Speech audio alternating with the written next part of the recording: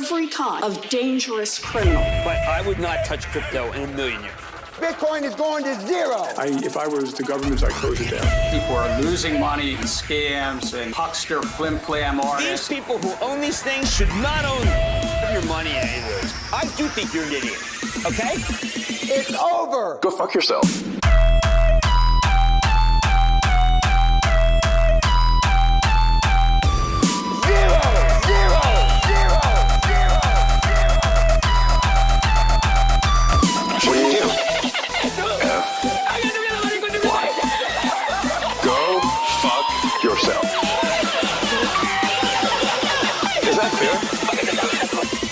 I hope it is.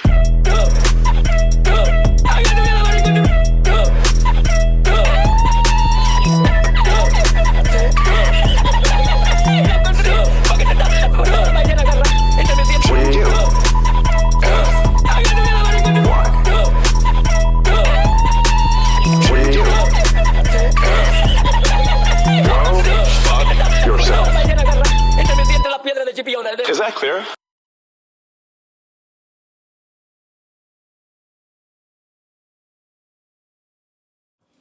All right. Note to self, that's about 15 seconds shorter than I thought it was. Hopefully you guys are all having a good day today. Mine was better. I lost less money today. What's not to love? And I had this my third live stream. How crazy is that? Anyway, let's get started. See what we got here. So we're down. I'm probably down about 22,000, I think, today, which is much better than the last week. So I'll take it. And I'm actually getting kind of excited with what I've seen from Bitcoin miner price action today. Bitcoin itself, Tesla, and really just markets as a whole. So we're going to be talking about some of that in a second. Real quick. So, where'd I have green? Not a lot of places. Clean Spark. That's a lot of sixes. Kind of scary. Cypher. Best Buy shorts. Still got some of those left. ARKG. Square. Outside of that, biggest losers for dollar amount. MicroStrategy. Bought that one pretty hard, though. I'm kind of excited about that. And then SoFi and Tesla. These are all kind of big ones. And PayPal, of course. Always on the loser list. DLO, it actually looks like those contracts probably went down a little bit too. And percentage-wise, MicroStrategy is probably the biggest loser in here, with ARKG coming in next. What I find interesting about ARKG, though, guys, is the shorter-dated calls popped pretty hard on this one, up 11% for January 2025. That's interesting on a day where the stock is still down 2.32%. I like seeing these kind of moves where we see options contracts going up in a day when price action is down. I don't hate that at all. C-List, hey bud, what's up, man? You the man, Jesse. Thank you, my friend. You are certainly the man as well. All right, so let's hop over here real quick. So next, Coinbase, not too much to report here. Kind of flat from the other day. If I look at the monthly here, you can see that we were much lower over the weekend. And so we're doing pretty good, up a little bit. But on that same note, I added money to this too. So it's probably still just a little bit off the bottom. ARKG was your biggest buy. Dude, it's an asymmetric return. I might have to make a follow-up video just showing how good of a return you can get off a doubling of that stock price. It's flipping crazy. All right, portfolio. Again, bunch of little buys for MicroStrategy, even though a quantity of 5 with any other stock would be like a super small buy, but on MicroStrategy it's still like almost $6,000. So I bought a few of those. I bought more Tesla calls. It looks like 1669 and 1640 were executed, so I got 8 more contracts on there. And I'm looking to do more buying tomorrow if we go down, but I don't know if it's going to happen, guys. So that's what we're going to look at next. So the S&P down 0.58% on the day. Not too bad. Not too bad of a drop. It's a drop, but again, we got a little bit of a bounce. It's kind of hard to see here, but we got a little bit of a bounce. Wee little bit of a bounce, which I like seeing. NASDAQ did worse, down 1.24%. I'm actually not too surprised about this one. I was talking about the other day how this one had a decent amount of room to drop versus the S&P. It also dropped more than the Russell, which was down 1%. And if you'll remember, so this was down 1.24, Russell was down 1, got to the 200 moving average. This should be a strong area of support for the rut. It could go lower though. If we move this here, could go down to the 50. Worst case, get down near the 100 where we have this resistance and baby back test.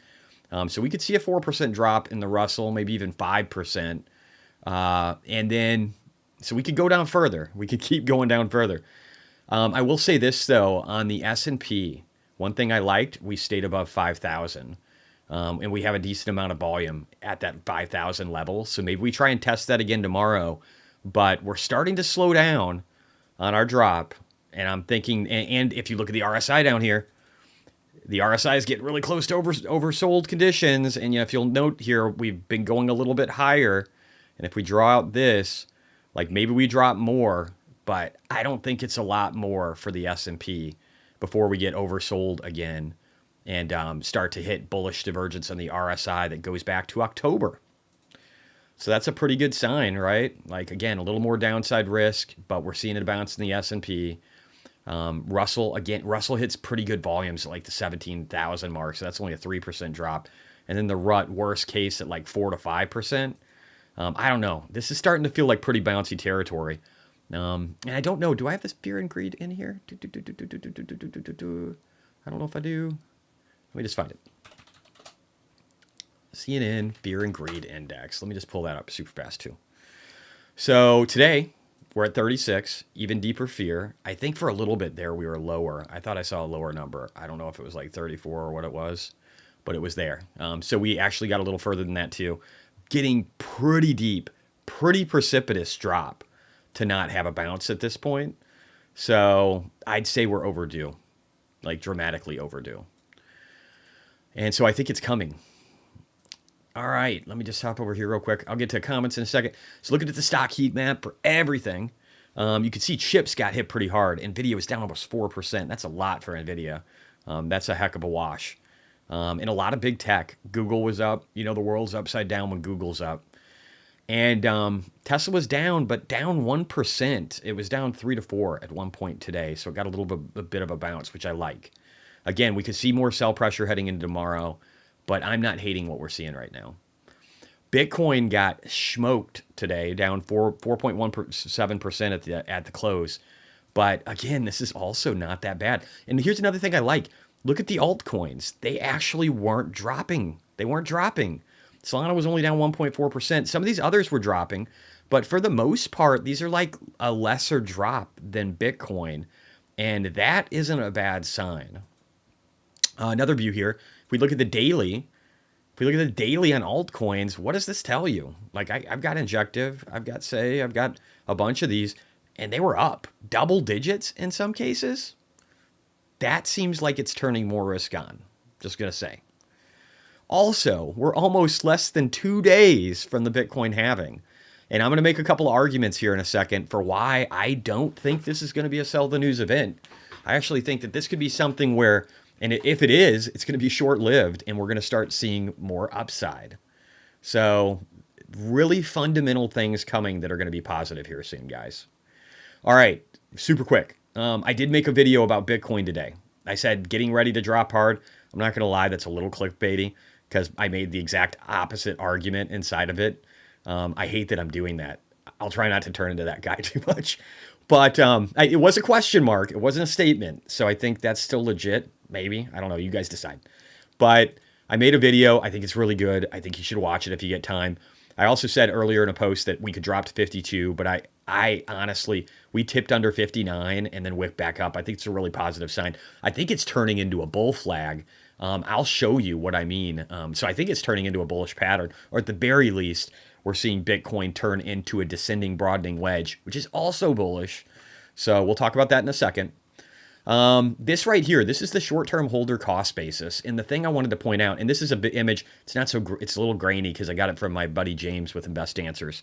But this is great because it actually showed the cost basis around 58.5.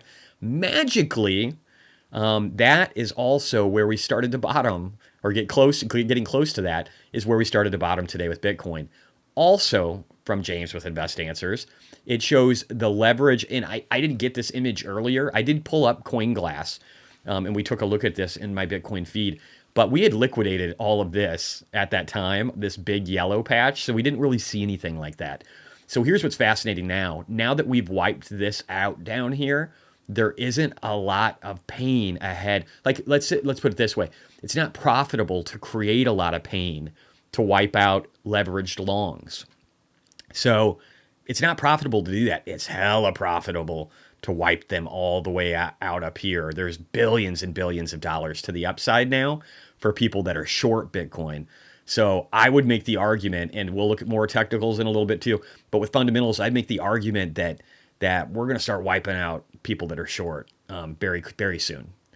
Also, Invest Answers. It's an Invest Answers day. I love James. He's brilliant. I mean, when I'm short on time, I'm going to go to James and grab his alpha.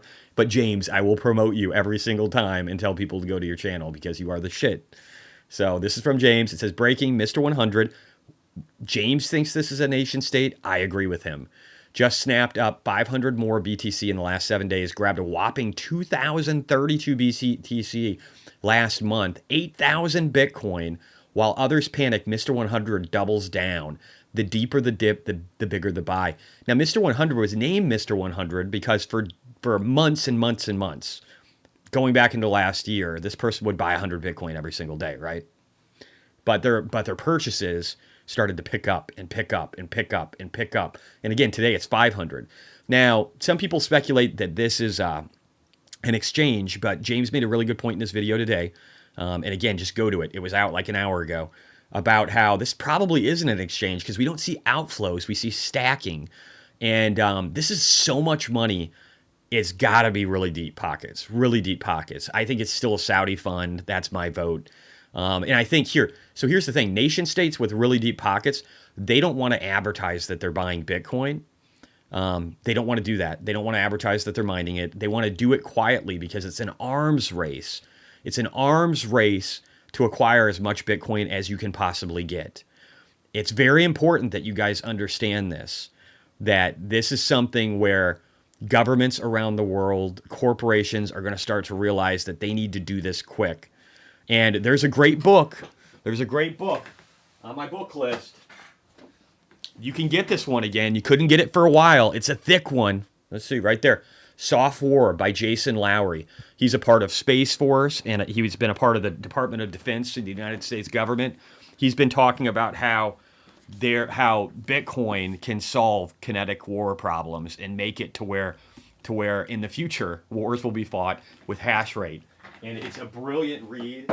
It's fascinating, and I think insightful. Not everybody agrees with it. It's a little controversial, but I think it's fucking brilliant.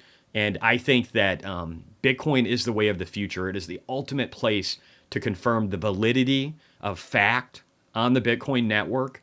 We'll need this for news in the future. We also, again, nation states that control the hash power of what could be the future financial system of the world, or at least the base of it, as far as a store of value, even if it never became a currency, which I think it can, they're going to fight for this, and they're going to fight for that power, and they're going to fight for control. And luckily, the world is so big, and there's so much of this going on in so many different countries around the world. Most of them lately democratic, which I like, freer nations than communistic, socialistic dictatorships.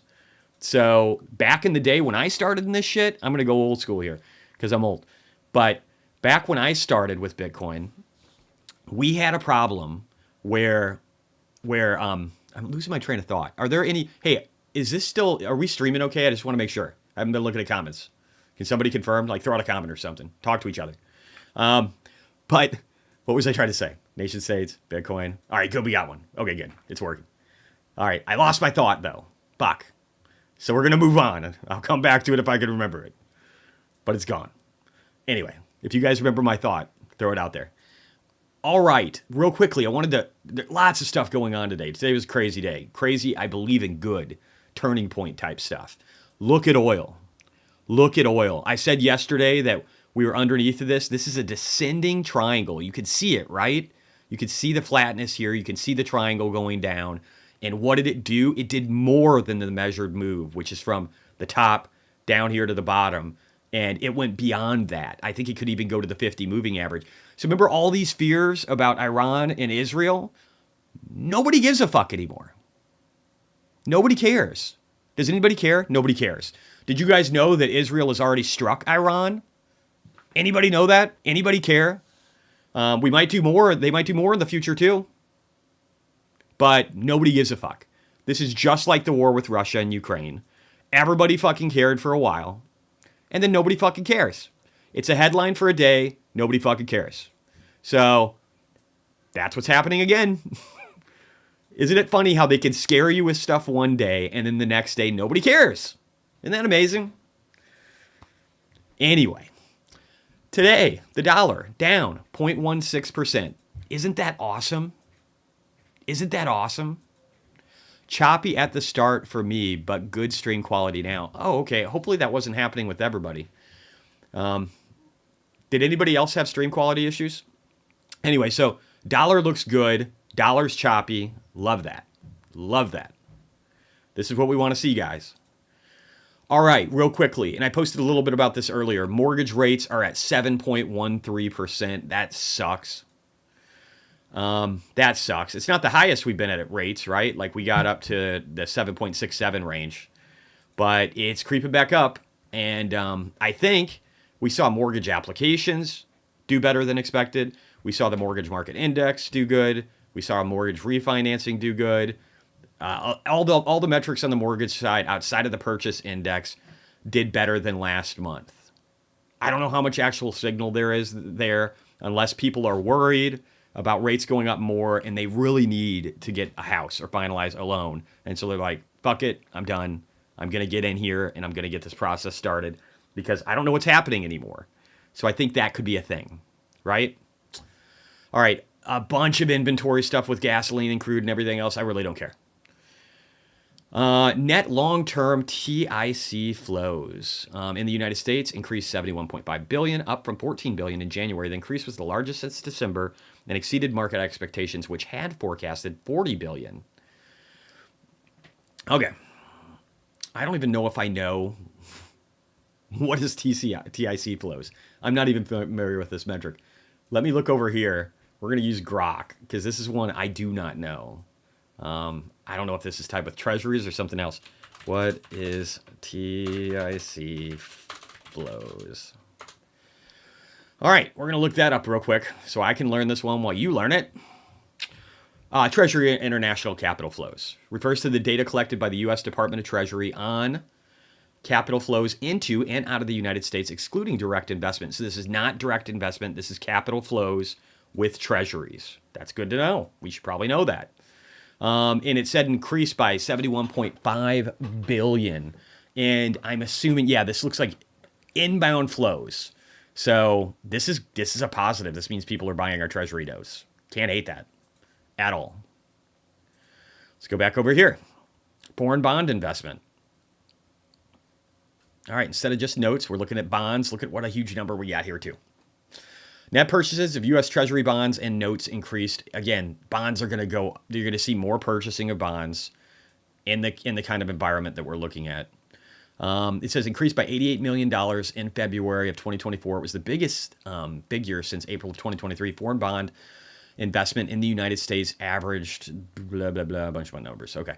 So it's saying that we're still below average, but it's saying that we're getting closer to that average. And let's go back here a little bit. So, and we haven't been near the average much for long.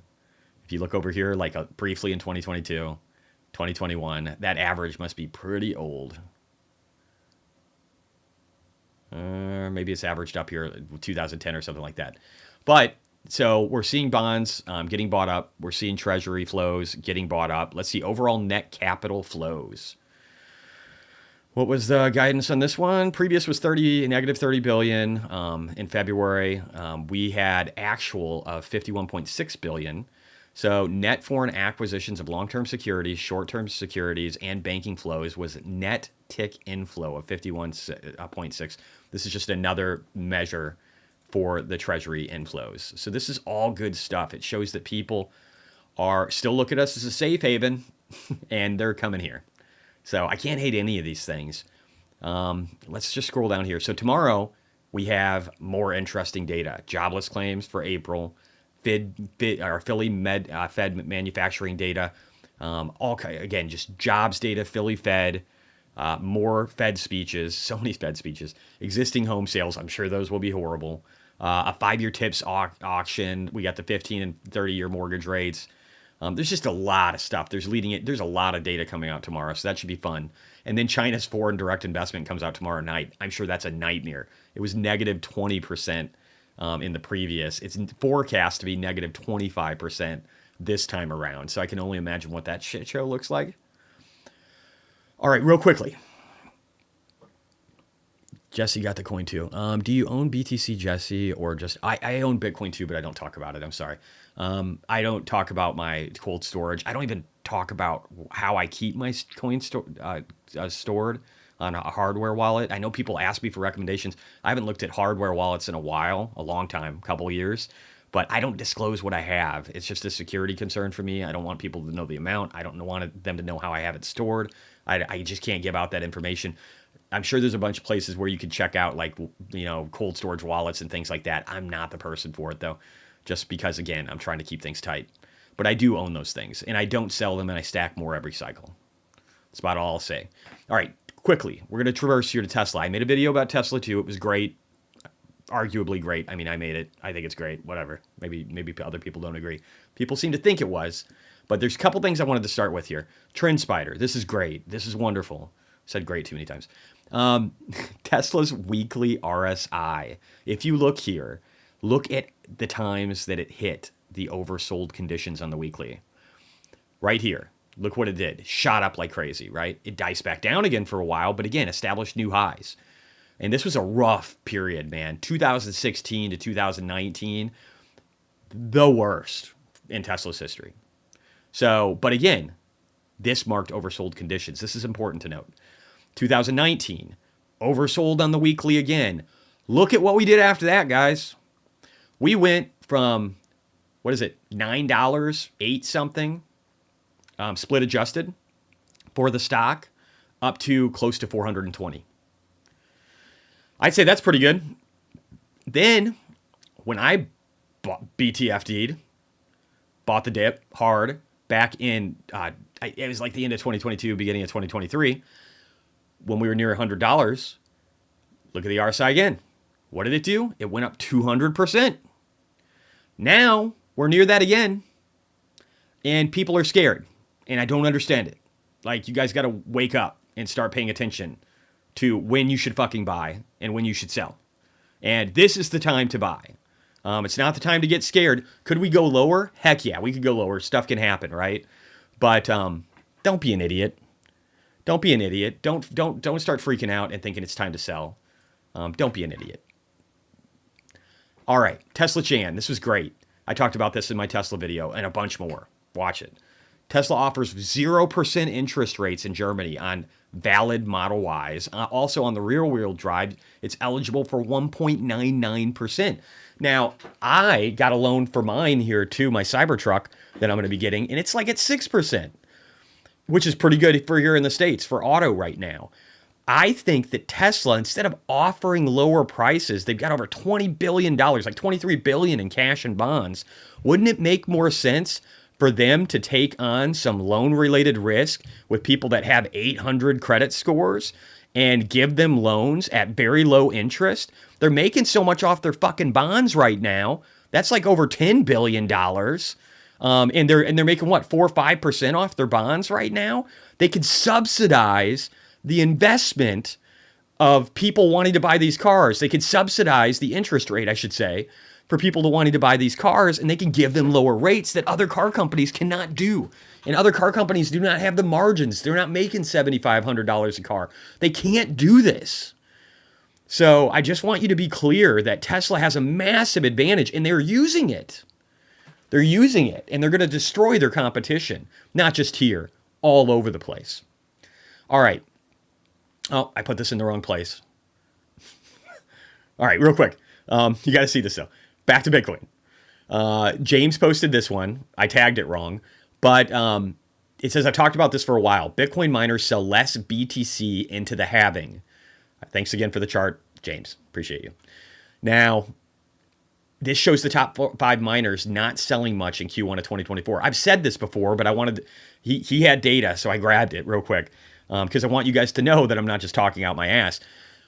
They're mining bright green Bitcoin, and then they're selling in this dark green. And look what happened recently.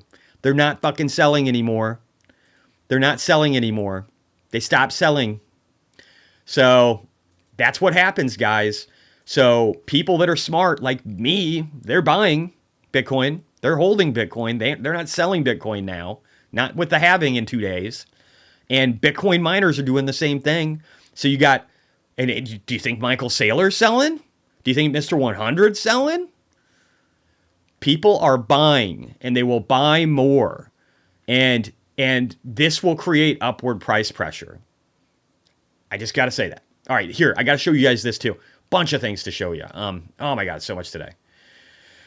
So much. Let me start. Where are we going to start? Where are we going to start, guys? Oh my God, there's so much. All right, so I showed some of the enhancements coming with the spring release. I'm just ruining my other video. So many things coming, guys.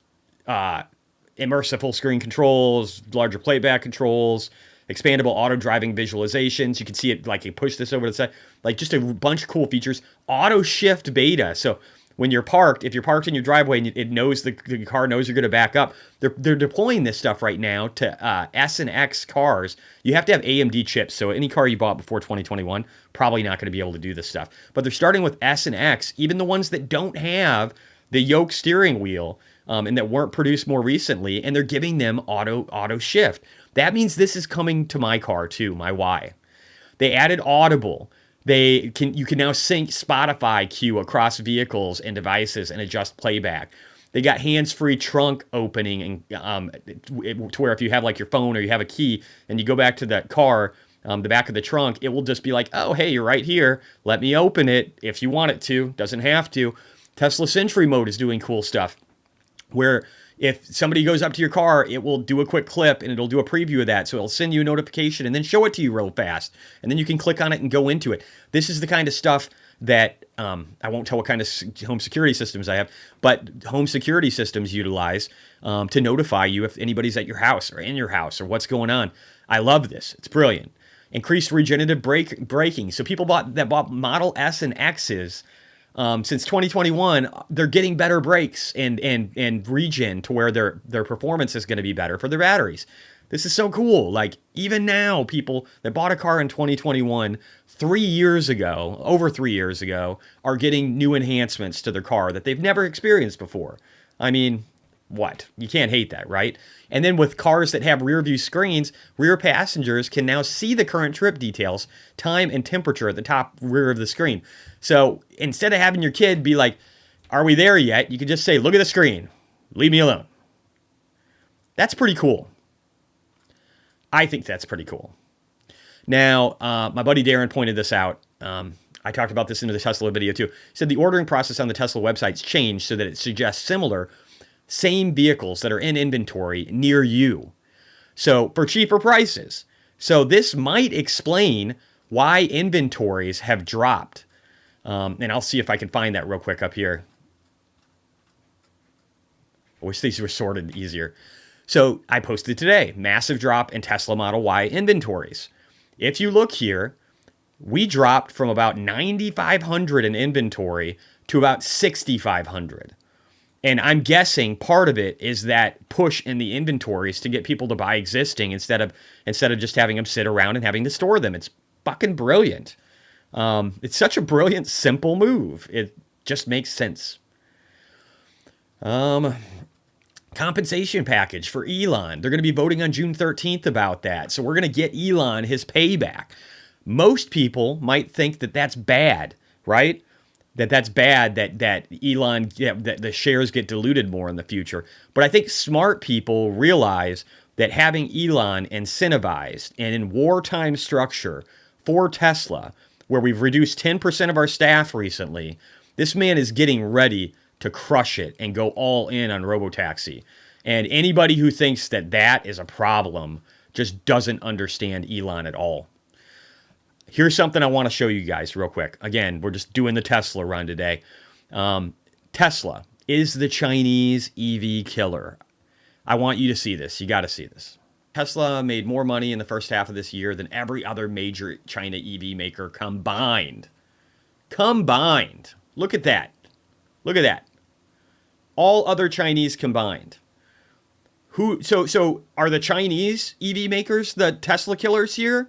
Or is it Tesla that's killing China and BYD and all these other companies? Look at this.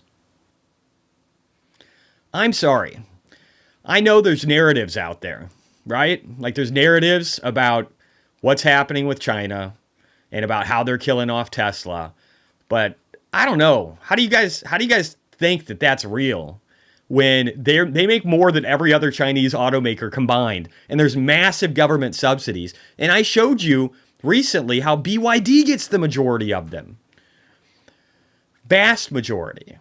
So who's the real Tesla killer here? Is Tesla the killer? Maybe it should be Tesla killer of other auto companies. All of them. Fuck. I don't understand why people are so stupid and think that Tesla is just doing so bad right now. I don't get it. All right, Sawyer Merritt. I want to try running this. So again, this is a quick note. It's from the other day. Showed you a couple times. I want to reiterate that FSD is $99 a month now. It is $3.33 a day. It is incredibly affordable for people that drive all the time to use FSD now. I think the take rate on FSD is going to explode higher. People are finishing their month of free, and they're going to be like, you know what? Maybe I'll do this again for another month. And who knows? Maybe Tesla doesn't get enough demand, but you know what they fucking do? They dial it down to 79. 79, the take rate's going to explode. Eventually it will. It's getting too good. It's getting too good. So eventually things have to correct themselves. It's just how it works. All right. This is a quick note. Danny Marquez, he posted, I won't pull up the whole thing, but he says, there is no Bitcoin without the Bitcoin mining network. Please read. I think this is something people seem to keep forgetting, but it's important that you realize that the Bitcoin mining network is needed and that there has to be an incentive for it to do better. And I showed numbers again in this latest Bitcoin mining video today that I live streamed, referring back to the mining rewards and the transaction fees and how much quicker Bitcoin is recovering after each halving. I think it's only 3 to 4 months and they're going to be back to profitable again. At least the good ones. The shitty ones won't, but the good ones will get greatly rewarded and those numbers will explode. I didn't want to forget something else here. Sasha. I know Meet Kevin was shitting on him recently, but I don't always agree with Meet Kevin. So let's listen to Sasha. It says Tesla's FSD is like the iPhone rocking up to Nokia, Motorola, BlackBerry party. Wall Street is panicking. I can tell you, I remember the narratives with the iPhone. I try to tell everybody I don't even like the iPhone. I don't like it compared to a regular Android phone. Even though I love my Mac, I didn't like the iPhone because it didn't have simple things like widgets. It might now, I don't know. But I could tell you back in the day when there were BlackBerries and Nokia and Motorola's very quickly that the Apple iPhone was going to destroy them. I agree. Wall Street is panicking. The media is printing 100 Elon bad news stories every day. Stock is selling off. Oh my God, Q1 earnings are scary, blah, blah, blah. Sales were a bit low in March. Oh no, layoffs. Investors repeat the same mistake over and over again, panicking because they're told to panic. Again, I'm telling you, I think there's a bottom coming soon. I'm sure the articles today across Bloomberg and other stuff didn't scream that. They didn't tell you how great Tesla is and how massive the opportunity might be ahead of us in the next 2 years. But it is. Every 20 years or so, we get a revolutionary product that gives you the only thing money can't buy, time. The first car gave you time. You could get from A to B in less time than a horse. Then the internet gave you time. You didn't even need to read books, encyclopedias, research to learn or find. Oh my God, Encyclopedia Britannica. Anybody old enough to remember that shit? The smartphone gave you time. You could communicate with people and obtain information where you were. FSD is the next thing that will give you time. AI gives you time. FSD is the next thing that'll give you time. You'll be able to do whatever you want in your car instead of staring at a tarmac in front of you every day. People that commute, if you don't live in a big city and you don't commute in half an hour to an hour to work and back every day, or spend hours, 2 hours, 3 hours in a commute, you don't understand this pain. You don't understand how valuable $3.33 FSD is. You don't get it. But if you're sitting in this shit all day and you got a Tesla, you will pay for it because it saves you time. You could work. You could be on the phone. You could be doing shit during rush hour traffic where you're just kind of stuck and letting the car fucking manage it. It says there is no viable alternative. Trains on wheels, heuristic models designed for hyper-specific microenvironments are not the answer. He's talking about like Waymo and shit like that, where you got to like take pictures and do all this complicated shit and LiDAR systems. It's just eyes, guys. It's fucking cameras and a brain. It's all we need. But investors continue to panic because they refuse to see the forest for the trees. You can lead a horse to water, but you can't make it drink. I'm going to need a big bag of popcorn for this one. Now, if you're comparing Sasha's thoughts versus Meet Kevin's on this subject matter, I'm going to tell you Meet Kevin's a fucking idiot or bitter because he did some stupid shit with Tesla and forgetful that he made 30x off this fucking stock and that it helped make him a decent amount of his fortune. And I'm going to tell you that Sasha's the fucking person to listen to. Now, that might not be for everything every day, but on this one, fuck Meet Kevin. Listen to Sasha. This man can see the future. Evidently, Kevin can't. All right. I feel a little hyped up for somebody who hasn't had a lot of caffeine today. I'm drinking coffee, but it's decaf. Anyway, let's look at some stuff here. Let's look at Bitcoin. Let's get through some charts. Let's rock and roll. All right, give me 1 sec. I'm just going to move some things around. All right, that looks better. All right, and I'll try and get caught up with comments too. Afternoon, Matt Nintendo. C-List was marketed. C-List, Encyclopedia. Yeah, Encyclopedia. Yeah. Anyway, those were great points by Sasha, man. He's brilliant. He's a brilliant guy. People shouldn't discount him. And I think me, Kevin, the reason I'm pissed at me, Kevin, another reason, is because he made a video basically calling Sasha a fucking idiot just this last week. And I think Kevin's been the idiot lately. I don't think it's been Sasha. All right. Anyway, Bitcoin. Look at this. This is beautiful. This is beautiful. And this is what I was trying to tell you. This is what I posted in my video earlier. Remember, like and subscribe and ring the bell, guys. If you want to know when I'm doing a live video, which I think I'm going to be doing more of, especially when it's timely and important based upon short-term price action and maybe potential moves that I'm making, ring the bell and subscribe. Otherwise, you're not going to get that shit. Now, I posted earlier, I think we're actually forming into a bull flag. This is what I talked about in my video. And I think worst case scenario, if we drop further than this, which I don't know if we're going to, that it would turn into a broadening wedge, a descending broadening wedge, which is also a bullish pattern. But I'm going to stick with, I think we're in a bull flag. I'm way more excited with what I'm looking at right now here than I ever was with this. Because this is a bear flag. RSI was pointing down. Price was going up. You knew it was going to break down. It got up to 49,000 and then it broke down to 38. Like that seemed pretty predictable. This nice consolidation before going higher. Pretty textbook bull flag. This right here, again, looking like a bull flag. If we wick up here and we can get above like, I don't know, 62, maybe 63, and have all these wicks sitting underneath of us, all these wicks that couldn't find a home, that's starting to look like a rounding pattern, and it looks fucking bullish to me. So I'm just going to throw that out there. I'll look at some other Bitcoin stuff in a second. Actually, I might not. I might glance through a couple here, but look at my Bitcoin video if you want more, because I talked about the bottoms and what I believe they could be and how I believe that we're getting to them. So I think just even watching that video is good. Now I want to talk here. I want to talk to Tesla again. So you can see here that we're starting to get bouncy, way bouncier than we've been, and we've got a nice gap to close here. And if we close that and we get back up to here, then we're going to have a whole lot of wick action. And there's something else important to note. There's a few things that are important to note. One is that we've got bullish divergence that started since October on the MACD. Another is that we've got bullish divergence in what could be drawn, if we turn around right here, as a pretty solid support line. I'm going to make it green. Looks pretty good, guys. And the weekly only looks better. I showed you the week. It looks freaking awesome, man. This is starting to look good.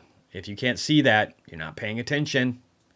Now, I said this before. I said it yesterday, that we keep finding support down here. We just keep finding it. And then we had this pattern where we just couldn't get lower. This is a rounding bottom. It's a rounding bottom. Bitcoin was down 5% today. And CleanSpark closed up 3% and is up 1.21% in after hours. I don't know what to tell you. If that doesn't, when miners start outperforming Bitcoin, you better realize what's coming next. Because if you're not paying attention, it will pass you by.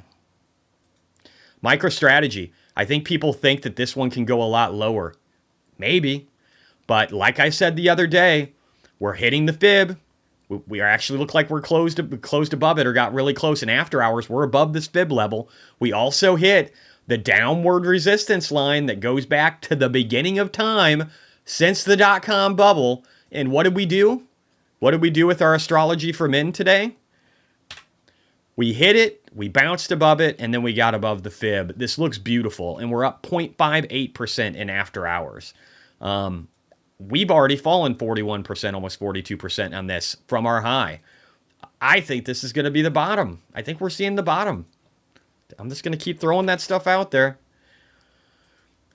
I hope people listen and understand. I'll try and get caught up on some of those other comments here in a second. Sorry, I'm in a rant mode. And those are special moments. So, I didn't pull this up right. 1 second. Let me pull this up right. So Palantir, real quick. Let's talk about this, okay? Let's talk about the fact that we're sitting right at the fib level. Now, in after hours, we might be getting under it. This is the place where we need to bounce. I think we could bounce here, but if we don't bounce here, I need you to understand where we're at. So we don't have a lot of support. Let me just zoom out here. We don't have a lot of volume support underneath this yet. Doesn't really get strong until about 1993. But the problem there is that's where our daily gap starts. So I know people want to keep buying the dip. You might still get dip. Don't want to be bearish on this, but again, you might get dip. It's just the way it works. We got a ways to go before we hit this lower end on the bearish divergence that had formed. So it wouldn't be crazy to me to see this thing go sub 20 and get into the 18 and 19s. Hell, I might be a buyer here, especially if Bitcoin takes off. But again, this isn't bad. This is just a reset, man. It's an ebb and flow. This stock is still up 256% from its low. Is that a right number? Yeah, that's the right number. I told people to buy Palantir up here.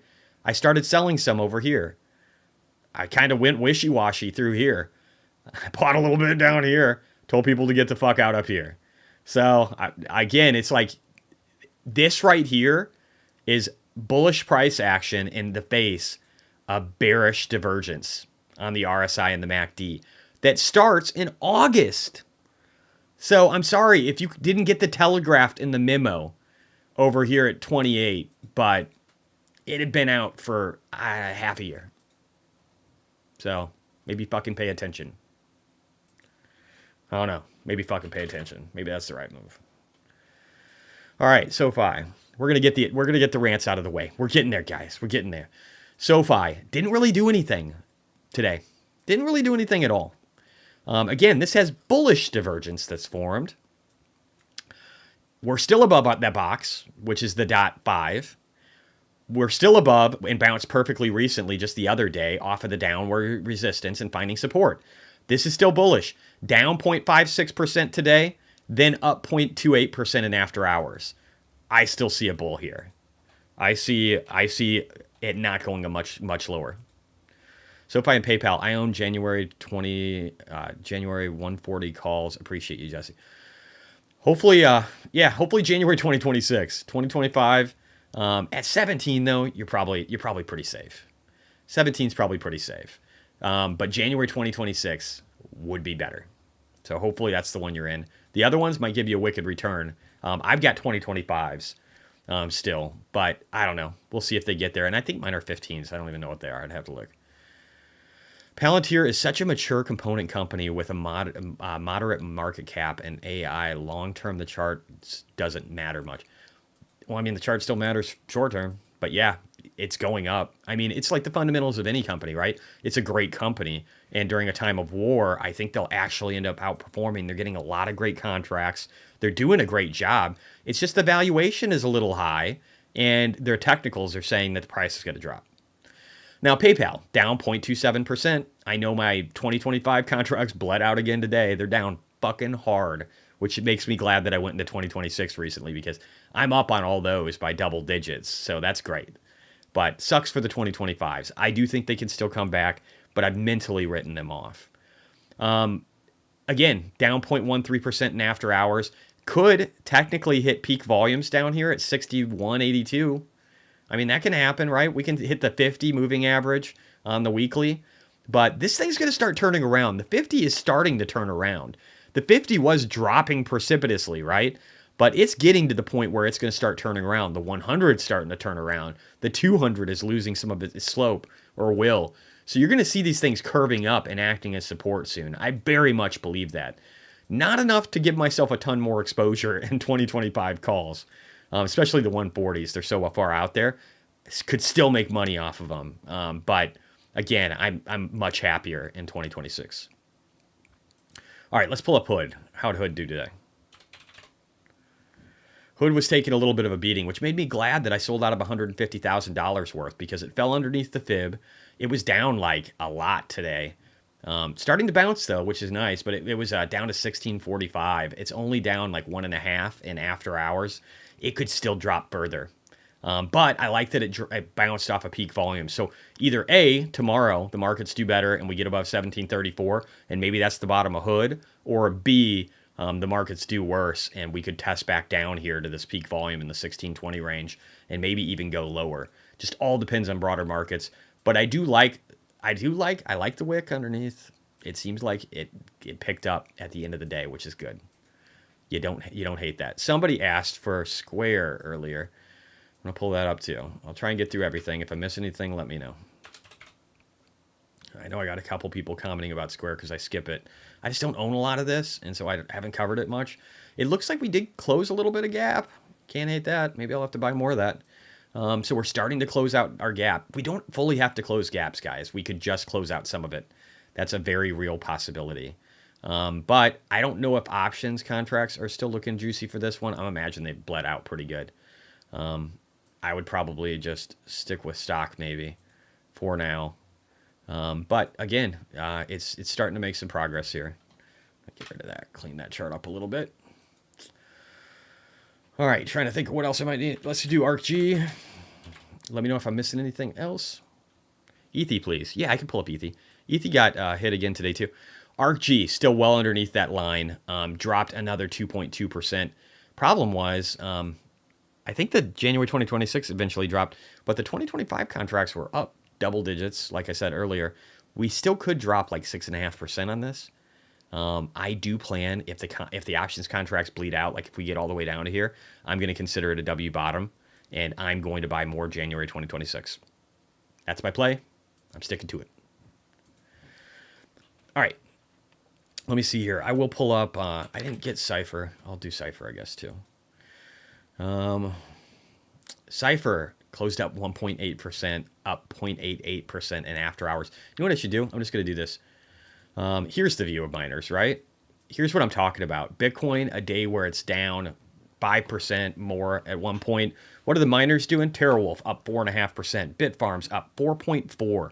Iron up 3.45%. Now, what you have to realize is some of the ones that were smaller caps that were hit the hardest are bouncing more. Like Bitfarms dropped 64% in the last like couple months, guys. It was bloody as fuck. So it's going to rebound quicker. But CleanSpark, honorable mention at 3%, and it's a large cap. Hut even got up 2.76. Sadly, Mara did not participate, only up 0.21%. Cypher only got 1.8, and Riot fucking still down, which is crazy. But Ethy was down 2.66% as well. Let's pull up Ethy. Somebody asked about that. I will cover it because I don't cover it very often, but I might just do it right now. And it might, I'll look at Ethy real quick. I'll probably just stick with Ethy, not the underlying. So Ethy looks good. This is a buy zone. We're at the .618 fib. We've got strong volume underneath of us. We've already dropped really hard. I might have to pick up more Ethy. If we drop into tomorrow, I mean, you got to realize it's down a lot. It went from 35 to 21. What's the percent there? I don't want to do math. My brain hurts too much. It's been a long day. We've dropped, so we were down 42%. So again, pretty harsh. And I do think that Ethereum can start to do something. Solana's probably still your better bet. If you're just getting into altcoin type shit, I would maybe work with Solana personally. That's my take on that one. All right, let me do all the others. I think some of my other more speculative plays. I almost bought more Matterport today, but I did not. Just because I was focused on the other stuff. This could be a double bottom, or we could go lower. So it was down 1.11%, sitting at $1.78, down almost 96% from its high, which is just a crazy drop. People paid almost $40 for this thing, and it's $1.78 right now. So that's pretty fucking nuts. So I probably will look to buy more tomorrow, especially if we get any kind of drop. I'm going to look to acquire more. I've only got like 35,000 in cash, but there's other stuff I can pull from. So if I got to, man, I mean, I'll mortgage my house if I got to. All right, DLO up 0.9% and then 0.179% in after hours. So we're getting a bid on DLO. Again, it dropped. It's trying to get above that next fib level at the .786. I love it.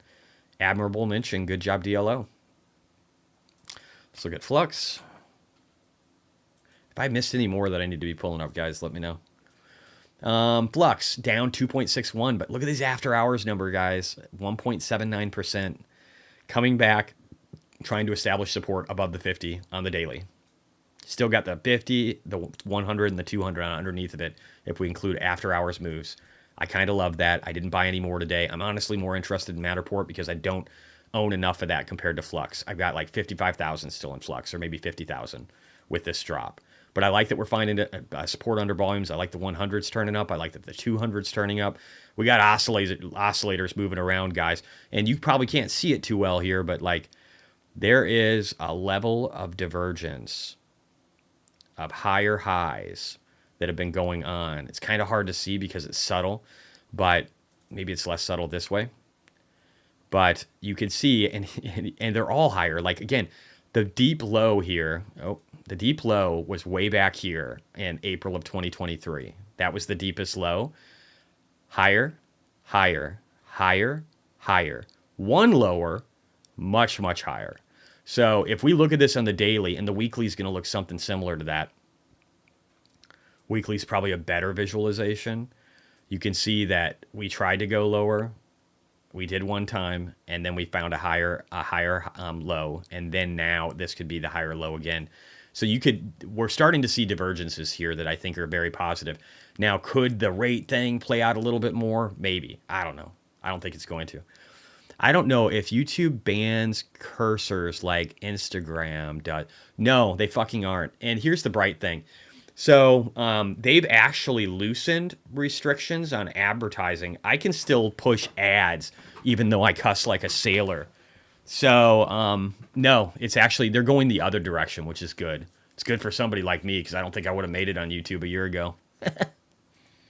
Anyway. All right. Let's see. What else we got? What else we got, guys? Should I pull up anything else I'm forgetting here?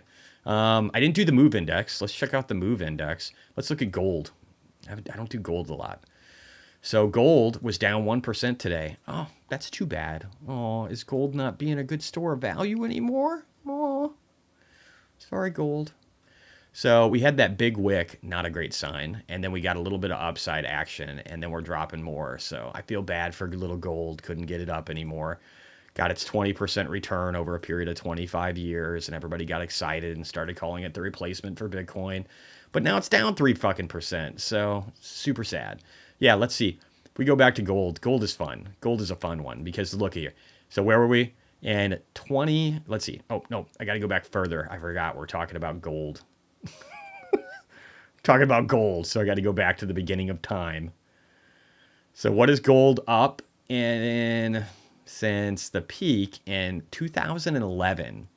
So remember September 11th? It's the last time that people really thought gold was something. It was not a great time in our history.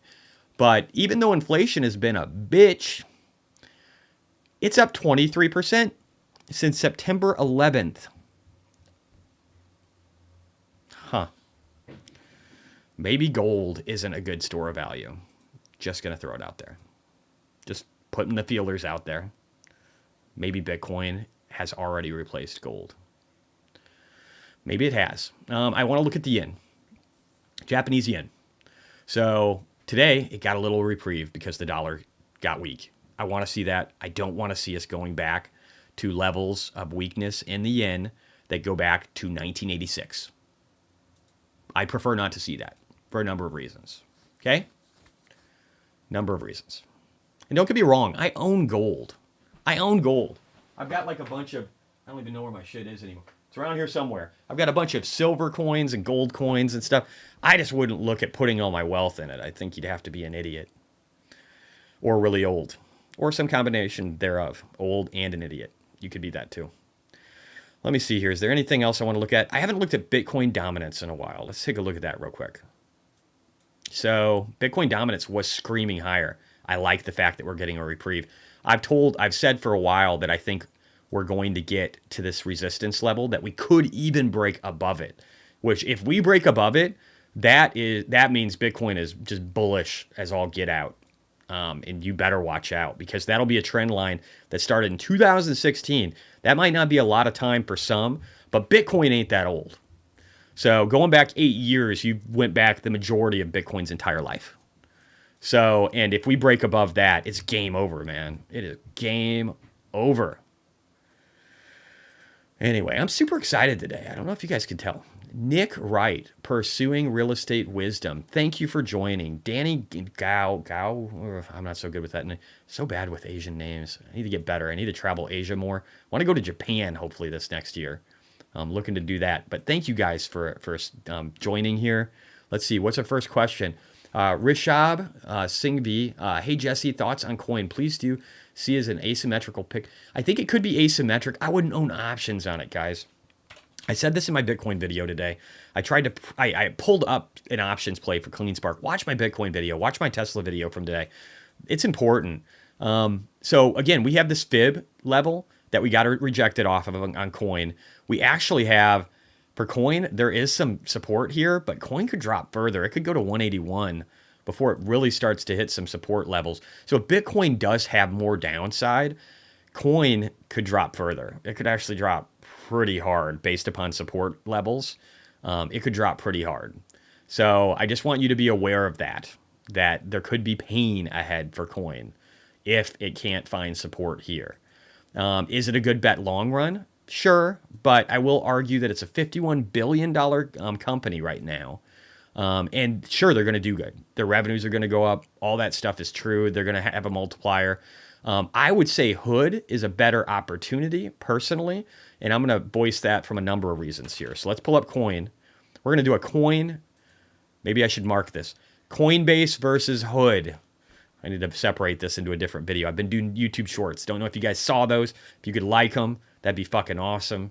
I'm trying to get more exposure, want to grow. We just passed 14,000 subscribers on YouTube. I love you guys. I want to thank you very much here real quick for that. I guess 14,036. We were at like 13.8 this morning. So I love that stuff. It's really cool. It's because of you guys. So again, I just appreciate it. But let's look at coin and do a comparison here for financials.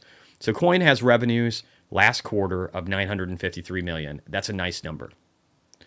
Their net income was $273 million. That's not a bad number. Here's what I don't love. Their PE ratio is 789. Their forward PE is 57.68. So, but again, revenue growth, 52% year over year. Can't hate that. A lot of interesting metrics here. Not going to go into those right now. They will have trading volumes that will explode. There's great stuff in here. If you haven't looked at this on visual stocks, it's so fucking great. We'll go into this in more detail. Maybe I'll make a separate video about this if there's interest. But that's not what I'm going for. I want to compare this to Hood. So you got a $52 billion corporation in coin right now, right? Let's look at Hood. Now Hood has half the revenue growth, but Hood, they've got 24% year over year growth, right? But I would argue this. I would argue that Hood and their revenues aren't as great. Let's see here. Revenues, 200 million from trading, 236. So they're about half the revenue of what coin is. And if we look over here on net income, they had their second out of 3 quarters of profitability. So again, they're finally turning around, and there's so many other. I'm not going to turn this into a Hood. I'm going to make a separate video about Coinbase and Hood because I got to do that. This is just there's a lot of stuff with Hood that needs to be said, and let me just jot this down. I can't forget this. I got to make this. This is important. Maybe I should do it with Amit. I don't know. He's pretty big on Hood lately. But anyway, I can't quite see here, but it's tens of millions for net income for Hood. But what you have to realize is Hood's valuation is 14.9 billion for market cap. So they are like 28%, 27% of the market cap of Coinbase. And I think that these guys could have some massive increases with all the IRAs rolling over, with the big promotion with the Coinbase or the Hood Gold card. Hood is just getting a lot fucking cooler, guys. So I think as far as it might be close to a tie, but I'm going to give the win to Robinhood as far as it's probably a tie for like they can both go up and do well in the market, and arguably maybe Coinbase does better based on the metrics, but I think the stock price could give you an even greater return with Hood because Hood is going to start benefiting from the crypto stuff, and they've got increasing trade volumes, and they're smaller. I don't know. It's going to be close, but I think that both of these are good investments. I wouldn't do options at all. Maybe with Hood. Hood's probably better. You'd have to run the numbers. I've ran the numbers for Coinbase. They suck, just like they suck with CleanSpark. Watch my video from earlier and get more about that. All right, let's see what else we got here. Probably spent too much time on that, but I do need to do a deeper dive into both of those. I think it's warranted. Intelligent computing. Surprisingly, BTC miners are maintaining support, showing strength despite BTC USD slipping below 60K. Why might this be? Not complaining, just it's the bottom. I've said this for a long time. I've said this for years, multiple cycles now. The highest beta items bottom first, not just in Bitcoin markets, but in any market. The ones that have the greatest amount of volatility are the ones that will bottom first. They're the ones that will top first. So that holds true. The fact that you're seeing miners outperform Bitcoin means that we're finding the bottom in Bitcoin's price action. It doesn't have to mean that every time. From my experience, it means it 90% of the time. That's a big fucking number. On your daily Tesla chart, the lower declining trend line is better fit if drawn touching the January 2023 high. Yeah, there might be some adjustment there. I'm not too worried about it. There's always some fluctuation. You never draw it perfect. It always kind of changes a little bit in regard to trend lines for descending or ascending. Don't care much. Intelligent computing. Thanks for keeping it real and looking at both the potential downside risks as well as possible upside opportunities. Many people are too committed to their rose-colored glasses or just push the hype. Yeah, they're committed to rose-colored glasses or they're committed to being bears. Like right now with Ross Gerber and Meet Kevin in regard to Tesla, right? Like they made their stance, they made their financial position, and all they're going to do now is push their narrative and not tell the truth, because they want their narrative to be right because it financially benefits them too, or it helps their ego. And fuck that shit, man. I'm going to be right and wrong about stuff. I will work hard to be more right than I'm wrong, but I will give you both sides of the story. I'll just have a bias. I'm a biased person, but I'm not going to try and paint a false narrative. That's the difference between me and a lot of people, is that I literally will sell something like a Robinhood or something and sell a huge amount of it, and then it'll start going up, and I'll be like, well, technically it looks like it might be bullish now. I'll say that shit. Even though I might have made a mistake short term in the trade, I'll still say that. All right, Intelligent Computing, the daily chart of CCJ on New York Stock Exchange and CCO on TSX is a good example of using RSI to determine trend reversals and continuations using divergence, etc., especially the March 13 dip with lower price targets but higher RSI. I'll look at those and confirm what you're saying. Probably not right now, but I'll look at them. Intelligent Computing, CTO Larson thinks the Asian markets are buying BTC hard at the 8s. Why wouldn't they, dude? And we have... Did anybody forget about the fucking Hong Kong ETFs that have been approved? Anybody? Anybody? Bueller? Bueller. For anybody who's seen the movie. Yes, they are. They're fuck, of course they are. They are. Because 8 is a lucky number and many, yeah. I don't want to sound racist, but Asians, especially I think in Chinese culture, there's a gambling thing, and a close friend of mine, Tony, not Chinese, but Asian. He definitely will tell you that he's got a little bit of gambling in him too, and that there's like superstitions, I think, that transcend the culture of like Eastern culture that are different than Western culture. Like we have them, but I just don't think it's the same. I mean, there's definitely stuff like that, like You're the Dragon type stuff where it's like buy gold and very much, just like if bad things happen in nature, then, I mean, there's literally in China, there is like non-written laws that go back 1,000 years for managing governments in China, talking about if there's like natural disasters and bad things keep happening, then it's time to replace the government. And some of those superstitions still hold up today. They probably can't talk about them a lot, but they exist. So again, the more bad things that happen with China, the more I think they're going to start questioning their government. Even if they have an iron fist, you got to realize the CCP only make up 10% of the population, guys.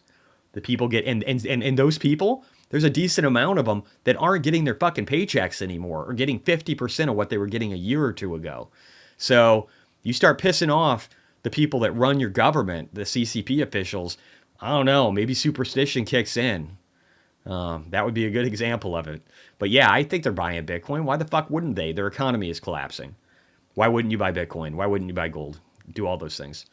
Intelligent Computing, hit the like, yo. Yeah, guys, please, if you're here, hit the like. It helps the channel. That helps me. It helps all of us. We want to grow. We want smart people.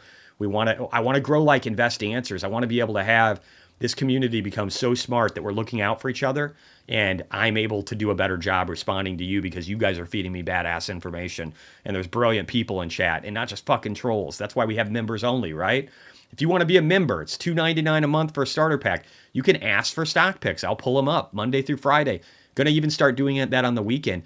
On Sundays, I'm going to have a Monday preview where I talk about what's happened over the weekend and what I think is going to be happening heading into Monday. That'll be another time where at the end of that, if I've got energy, you guys can ask for stocks too, and I can give them to you. So we're going to try and fill that up. Again, like, ring the bell, comment, please. Support the channel. And if you want to be a member, join. It's $2.99 a month. If you're on iOS, you got to click a request desktop thing because the iPhone is stupid and Apple doesn't want you to join. Whatever. All right. Let me see here. Intelligent Computing. Sorry for all the long comments, questions. Unfortunately, I won't be able to watch the stream live today. Sorry to hear that, bro. Dustin P11. Look up MPW. Okay, we got one. We got a stock, guys. We got a stock. This is not a false alarm. We got a stock. Let's look it up. See what it is. See if it's good. God, I might have to pee too. I've had like 7 things of coffee. I got a small bladder. So, I'm old. It's one of the many problems that you have when you get old, guys. I do not recommend getting old. I'm just going to throw that out there. Shit stops working. It's really depressing. Any of you old motherfuckers in chat, if you agree, hit the heart. You feel my pain. All right, this looks like it could be forming an inverse head and shoulders, and that we're starting the right shoulder. That's fascinating. It's up 3.25%. Medical Properties Trust. Don't know what that means. Let me see here. Huh. Wow, that was a precipitous drop. Look at the last time it had a precipitous drop in 2009. That bounced pretty hard. But let's look at that. Yeah, let's look at the fundamentals. We need to always got to understand the fundamentals. If you're just looking at the chart, you don't know what's going on. So let's look it up. No peeing on the job. Then I'm going to turn off my video for a second and step away to do something else. And then I'll be right back. But I'm good for a little bit. It won't be peeing though. Definitely not. Medical Properties Trust. So $2.9 billion company. Woof. What the fuck happened in Q4? How do you have negative revenue? Bro, you got some explaining to do. Whoever suggested this one, I don't think I'm going to look at it anymore. Oh, it's coming back though. What the fuck? What the fuck happened to this company? Their EBIT is exploding. Can somebody tell me what's happening with this company? All right, you got me 35% short interest. Oh my God. No, I'm not interested. Yeah, I'm not interested. Their debt is almost 10 billion. Cash is 250 million. And a third of their float is short interest. I'm going to stay the fuck away from this one. Okay? Maybe it's a short, though. Maybe it's a short. Potential short. I got to get... Hopefully that'll be my Saturday video. I got so many things to do, guys. I'm hoping to get... I think I've talked my wife into becoming an editor, which means she can start working on the YouTube shorts and all this other stuff I'm doing. So hopefully that will help. All right, I gotta go to the bathroom, though. Wait right there. I'll be right back. Wait right there.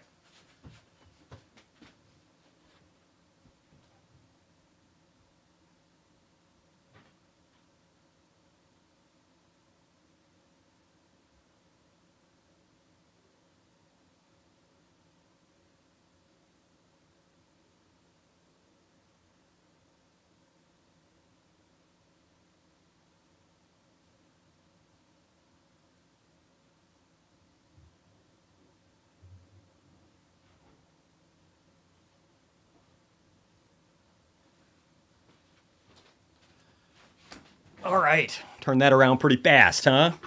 Not too bad. Even wash my hands. Gotta love it. Let's do a like for my pee relief and the fact that I am back and can focus my energy now. All right. So I don't know what the fuck is going on with this company. I will keep it on my list. I've made a note to look at it as a potential short because, well, I mean, is it going to be? It's not going to be good. I need to take it off the list. It's already got 35% short interest. I don't know what the fuck I'm thinking. We're not touching that one. All right, moving on. Who's up next? As Dustin, property management for hospital and medical facilities like a REIT with healthcare down due to interest and 2 lawsuits suggesting earnings last year were padded. Oh, fuck. Yeah. See, here's the problem. When you have such a high amount of short interest, the returns on that are going to be fucking horrible. So it's just not even worth it for me. I like shorts when I can get like a 10x off of a crazy downside move. I don't like them when I can maybe get 80% if the company goes bankrupt. It's not my jam, man. Dylan, TSM. All right, we'll look at TSM. Let's see, do I have you, TSM? Little bubble on the P break. Love it. Oh, that's a great idea. Dude, if I go on a P break in the future, I'm giving you guys little bubble. I think that is the right thing to do. So I said this before. Let me see here. No, this is not the right. Let's make this nicer. We don't want to be doing that. I was looking to see like if that was the top. But let's see if we can do something better. Let's see if we can do a trend-based fib extension. Where would I even draw it though? It's such a clusterfuck here. I guess I'll draw from March of 2020 over to here, and we're going to call it right there. And then we're going to call this the bottom. The problem with Taiwan Semiconductor is China exposure, guys. It's just such a fucking mess. To me, maybe this could go higher. Maybe, but I don't like the divergence that started in 2021. 2021. We've got bearish divergence where we're hitting, like, look at this. And again, we got up to overbought conditions again, but that wick is evil. That wick is like a doom wick. You can see it over here. You can see it over here. It's not a good looking wick, guys. So I don't, and semiconductors, like again, NVIDIA down almost 4% today. We need to look at NVIDIA real quick, just real fast. I do not feel super optimistic with chips. I do want to buy them on a downward run, But like this is arguably fucking bad. Okay? You got Nvidia kind of in a free fall today, that 3.87%. I mean, it's not even a great looking chart right now. It's like it could turn into something that's more bullish. It looks like the gap's already been closed over here. It could turn into something that's more bullish, but there's no volume support to tell us that. If anything, it just looks like it rejected hard off of peak volume at the 900 range. And so it looks like it could go down to 800, maybe even 789, worst case down to this fib before it really, like, I don't know. And that fib, that's not even a good fib. I got like layered fibs here. I don't even know what the fuck I'm doing. I got to clean all this up. We'll look at that more later. But again, just based on volumes, I think we could drop more here. I'll redraw this. I'm actually just going to kill both of these, and I'll do it later. I'll fix that. All right, what else we got? Jason G. Oh, went too far. Sorry, my screen sometimes just jumps. Wow, a lot of tips. Thanks, guys. You guys are rock. You guys rock. So Jason G. LSCC, please. I don't know if I have that one. Let me see. That doesn't sound familiar. LSCC. No, I don't. This is new. All right, cool. Make a copy. All right, let's pull her up here. Thank you to the 280-ish people that are here. You guys are awesome. Glad I'm not here talking to myself. Whoa, this one got hit, huh? Down 6.5%. That's a pretty good drop. Before we dig in here too much, this is a $10 billion cap. This company is really run, dude. How far back is this? Since 2018, this company went from $5.50 to, it did a 20x almost, like 18x, something like that. So that, I don't know. It's a lot of upside. It's a semiconductor play. Is this a good short? 9% short. Estimates are dropping. Huh. Insider activity is not a lot of buys recently. They really loved the stock back in 2018. Institutional ownership climbed, but that's just because they're piling into the chip sector. 10% SBC, stock-based comp. I don't know, man. This doesn't look like a great... I mean, their cash position went up, but it looks like share dilution has been a continuous part of their play. I actually, for a short position, this one is kind of interesting because, again, well, you know, let me look. I didn't even look. Let me see what PE and everything was. 57 PE forward. Yeah, that's getting rich. This one, it might interest me for a short position.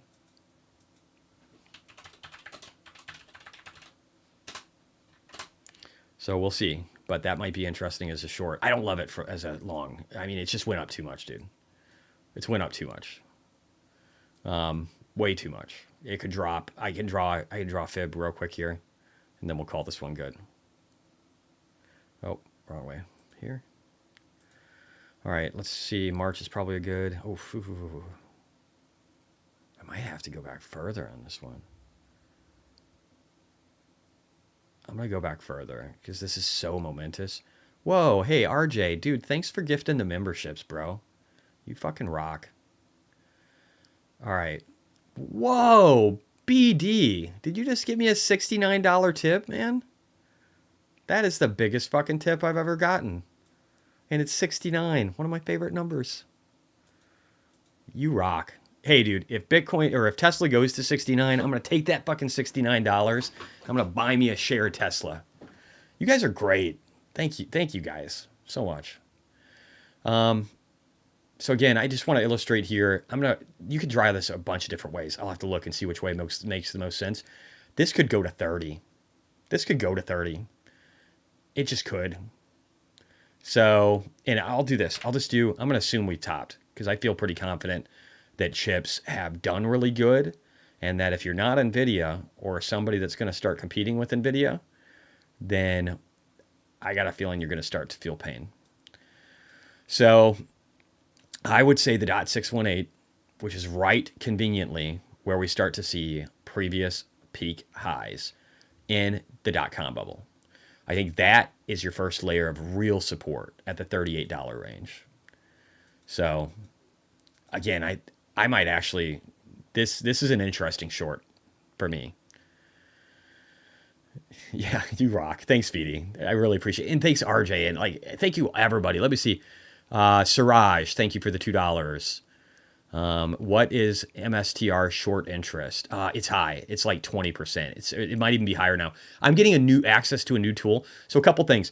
I'm getting Seeking Alpha is giving me a free membership. They want me to like be an affiliate partner or something. I told them I don't do that shit without.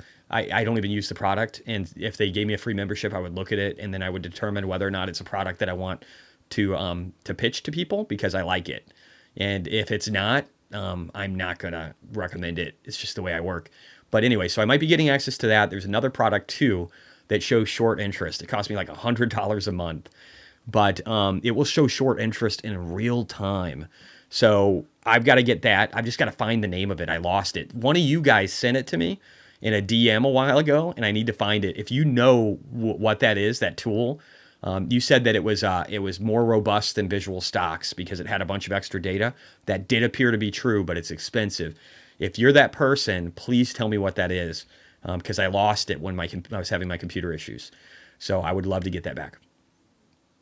I've got to put a heart on that $69. I got to heart all these. You guys are so great, man. You guys are just great. I couldn't ask for a better community. I really couldn't. So thank you guys for everything. Let me just go up. I got to like these real quick and then we'll get back to work. Dude, you guys, so many comments. Thank you. Say, Real Baby Pluto, can I get your thoughts on SoFi calls for May 10th?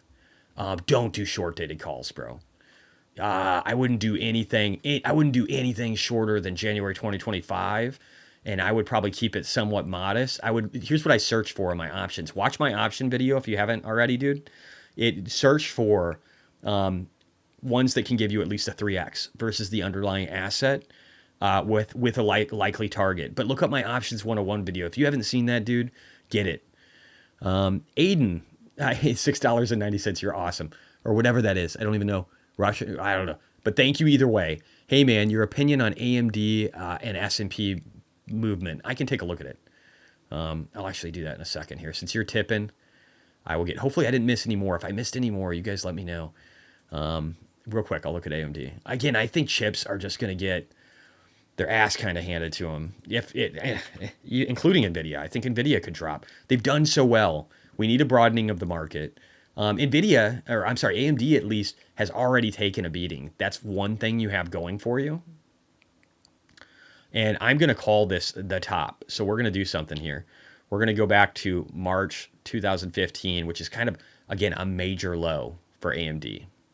And we're going to do a trend-based fib extension. I'm going to assume that we've already peaked because I think we have. This wick was brutal on AMD. All right, so let's look here. Let's expand this out. And I'm going to lock this real fast too so I don't fuck it up. Move it. Now, I think we're starting to find some volume support over here. If you look over to the right, we're starting to find some. It could be weak though. I want to pull up the PE. This is a $248 billion market cap right now. I would say support maybe starts to kick in at like 141. This stock though was at 228. So that's a brutal drop on AMD over a short period of time. They dunked on people that bought at 228 hard. 35% decline, right? But here's what I'm telling you. I think we could go even down to 128. So a 44% decline before we start really hitting some volume here. And honestly, the area that the golden retracement zone is the .618, right? So if we're retracing, if we really feel pain in the chip sector, you could get as low as like 87, which would be brutal to people that bought at 224. Don't have to get there. We could bounce at this first fib at the .382. We could bounce at the next fib at the .5. But the ultimate bounce would be $88. I would be pretty fucking heavy as long as their product lineup can start to compete with NVIDIA. I'd be pretty heavy, but you have to realize then if they can start competing with NVIDIA, you know what happens, guys? We start to see some pain where NVIDIA gets hit a little bit and these guys start sharing some of the profits and maybe some of the revenue and net income get shared between them and you see valuations drop. So again, just like, I think it's important to notate that, oh shoot, I did the wrong thing here. I'll have to fix that later. I'm going to put this back to LSCC. Got to pull these up, right? Otherwise I fuck up my charts. Yes, that's AMD. Let me see here. Where else we got? God, you guys are so great. Thanks for all the support. Disease Kodak. I just got a second job to get my first goal of 500 long-term Tesla shares. Let's get it. Dude, kick ass for you, man. I am actually, when I get my Cybertruck, I'm probably going to do Lyft or Uber. So just for the fuck of it, I think it'd be fun. I could still watch YouTube videos, do this every once in a while in between, get people to see it, get people buying more Teslas. So I feel like I'm benefiting the community. But like, I love that. I love the hustle, dude. I love the fact that you're working to get those fucking shares. Like, that's the way to do it, bro. That's the way to do it. Work hard, make it happen. C-list, 888,000 God candle. That would be great. C-list, ETH, please. I already, especially with an eye to whether Ethereum holdings are still a discount.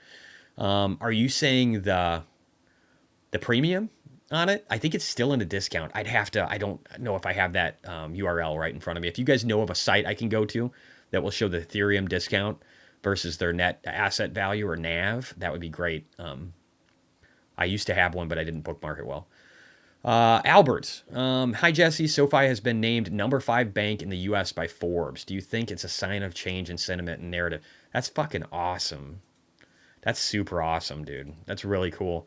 I think that the narrative will change for SoFi. I showed you the technicals earlier. They're great. I think they've got a great CEO. I don't know, man. We're going to see things. We're going to see them turning around. If the economy doesn't get really bad, they're just getting hurt because they're seen as like a smaller tech bank and they're kind of treated like, you know, a retail-ish bank, or regional bank. Sorry, a regional bank. They're being treated like that, and I don't think it's justified. A lot of their loans are with high net worth individuals that have great credit, and we're not seeing the unemployment for a lot of these people. I just don't think. I think that they're a well-managed bank. I think and they've got way less expenses than these other banks. So I think they're going to eventually replace companies like JP Morgan. It might take a decade, but I think they can. And I think they'll do that before Bitcoin replaces banks. So that's my timeline. All right, model society. Man, I'm learning a lot. Do you ever get zero cash? I'm practically there. How do you calibrate your spend versus dry powder? When to nibble? It's complicated, man. When to sell a kidney? Right now, with levels being where they're at, I think we're in a really good place for buying for long term. And I think even short term, I think we start going up. It's hard. So I call myself micro to macro for a reason. And I would have named myself macro to micro, but there's already a couple of companies that have that and individuals on X. But I look at the macro first. I look at everything. I want to know what's going on with geopolitics. I want to know what's going on with the Fed. I want to know what's going on with different currencies, different economies around the world. Because I want to know mostly what's going on with global liquidity, because that's the driver of markets, up or down. And so you can own really great companies and they can still shit on you, like Facebook did when it was 75% down in December of 2022, before it went up 500%, right? Because the global economy fucks you. So I look at that first. That's the highest weight. That's the base of your pyramid, okay? And then once you got the base right and you understand that, the general direction of markets, then you need to understand the fundamentals of the companies or investments that you're in. You got to understand that. You got to understand that stuff. It's just a given, because those will help decide the narrative of whether you go up and down. Then there's narratives that can be right or wrong, and there's the technicals that will help guide you on what the narratives will be. Because if something is super oversold, like a PayPal, the narrative will start to change on that as the technicals start turning around. As long as the macro is good and the fundamentals are good and improving, it's undervalued, and then the technicals are trying to push it up, you have the complete picture. And so that's how I do it. It's complicated to explain that to people though, because it's not like, oh, hey, here's an indicator and it's fucking great. And you'll figure out everything based on this one little indicator. I can't do that. It's way more complicated, man. It's way more complicated. But I think if you look at all those things, you can be really good on your timing. And again, I had 750,000 2 weeks ago. I could have bought slower, but I'm glad I had it. And I still got about 30 grand left. Not a lot. But I'll use it if I got to. And then I'll have to start selling kidneys or mortgage my house. But fuck, that's an option. All right, let's get down here. So again, anybody that's jumped on, please like. Thank you to everybody who's been so supportive. You guys are awesome. Disease Kodak looking for group, Jesse. Disease Kodak. I've been watching your videos and learning Spanish all day. Lol. Now time for work. Kick ass, dude. Manjindar Cooner. Hi from Scotland. Awesome, man. Disease Kodak. Also start a second job in a week to buy more Tesla shares long term. Cool. Liam Dillon, like button smash. Agreed. Michael Myers, rocket, totally. RJ Davidson, hey Jesse, could you take a look at LMFA, please? Bitcoin miner hodl greater than market cap. What? Really? That seems weird. What was that one again? LMFA. Is this a super low cap? I guess we'll have to find out. LMFA. I don't even know who this is. Let me start with the financials first.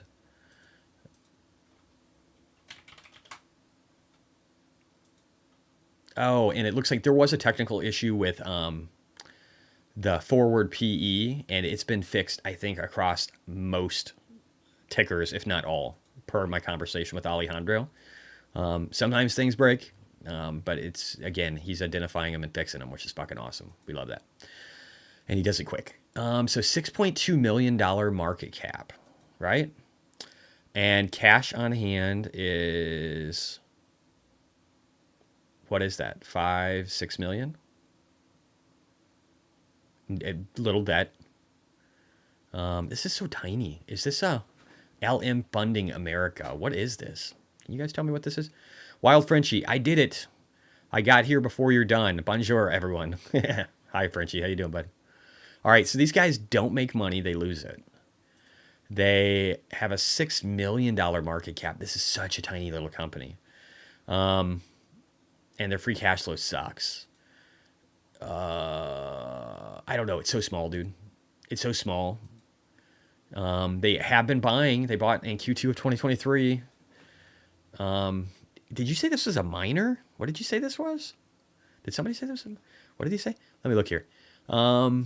Hey, Jesse, could you take a look at LMFA? This is RJ.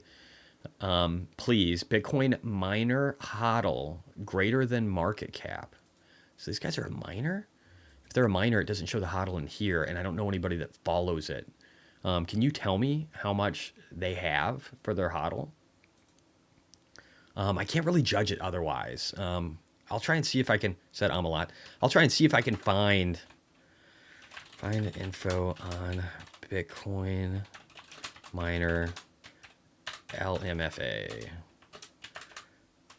What is the hodl position? All right, so I'll do some research on that. I'm not going to pull up the ticker right now. Said a bunch. I'm going to try not to say Need to get rid of the filler words, Jesse. You're going to lose the viewers, man. All right, Mike Pepper. ARKG was my biggest buy today. Cool, man. I think that's a great idea. Sealess. I bought more ARKG and ETH yesterday. Some CLSK today. Probably a good idea, bro. Also, some coin yesterday. All right, hope it works out. Again, I think the technicals on that one could make it drop more. Mo Money. Good afternoon, everyone. Who's buying the dip? I bought some MSTR at 1150. Tesla calls, June 2026. SoFi calls, January 2026. Matterport, January 2026. Let's go. Cool, man. Gartop33. Hi, Jesse. Can you see Visa? What's your opinion? My opinion is that Visa will be replaced by companies like PayPal. But I will pull up the chart. Oh, don't have the chart. I will pull it up. I think Visa and MasterCard eventually go away because credit cards are just not needed. I don't think people realize that in the United States because they don't go to China, they don't go to parts of Asia where People use their phones for almost everything, and credit cards are kind of passé. So I don't think they realize that credit cards are just an extra 3% transaction that you don't need. I know some of the fees are going to be going down, but you don't need it. And there's a large volume gap down here going down to about 250. So I think this one can drop. It's a $547 billion company. And let's see what they look like for growth. A $500 billion company with 9% growth. Not horrible. Net income is $4.9 billion. So that's not crazy. The PE might be a little rich in the future, though. It's 31.38, 27 forward. Shares outstanding are getting better, so they're not diluting. They've got lots of free cash flow. The cash is nice here, right? Their debts, though, are pretty high. 21 billion almost in debt, about a little less than 19 in bonds and cash, and only 5 billion in bonds. You think they'd have more? They're not earning interest on that. That kind of seems dumb to me. Revenue going up, $8.9 billion for Q2 of 2024 for guidance. And EPS is still looking good. So you can probably bet that these guys are going to make their first $5 billion quarter, which is not bad. Let's see here. So institutional ownership hasn't changed much over time since the Wayback Machine. If anything, it looks like it's going sideways to down. Down. Short interest is low because how do you short something that can make $5 billion net income? That wouldn't really make any sense. But I got to say this again. I think these companies make a shit ton of money, but PayPal will slowly eat them, along with companies like Square and others that will, and maybe, I don't know, it just all depends on transactions, but PayPal is so ubiquitous with payments nowadays. I use PayPal for almost everything. Almost everything. It's that and Venmo. So I got my little Venmo credit card. It's cool. How do you not love that, guys? How do you not love that? And no, that's not a barcode that actually does anything. So don't try and scan it. But how cool is that? And again, between that and just PayPal, if PayPal comes up as an option, I spend my money that way. And in the future, you don't need credit cards. You can just use your phone. That's what people do in Asia. It's what they'll do here. So just to be clear. I got a little more time today. We might rock it till 5, guys. I'm energized. These tips were freaking awesome. You guys are so great. If you guys are willing to stick around, we're going to rock and roll. All right, let me see here. Gartov 33. Oh, that was you. Mike Pepper. BTC doesn't feel frothy this cycle. It's a good sign. It doesn't feel frothy yet. No. William Dumont. Can you look at ABAX Technologies? They're the first exchange business and clearinghouse combo approved in a very long time. They focus on physical delivery of futures for the energy transition. That's an interesting. Yeah, dude. I'll pull it up. What is it again? Let me see. ABAX. I don't know if that's the ticker or the name. I'm going to try and find it.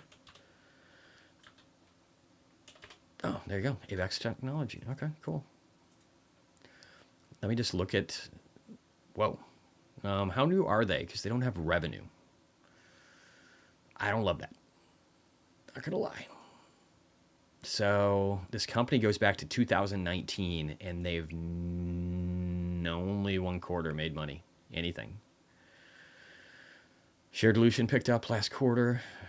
Wicked negative cash flow. Yeah, I can't get into it, man. I just don't love the narrative. Not interested. I don't touch companies that don't make money. I just can't. Yeah, I just can't. So if they start making money, you let me know.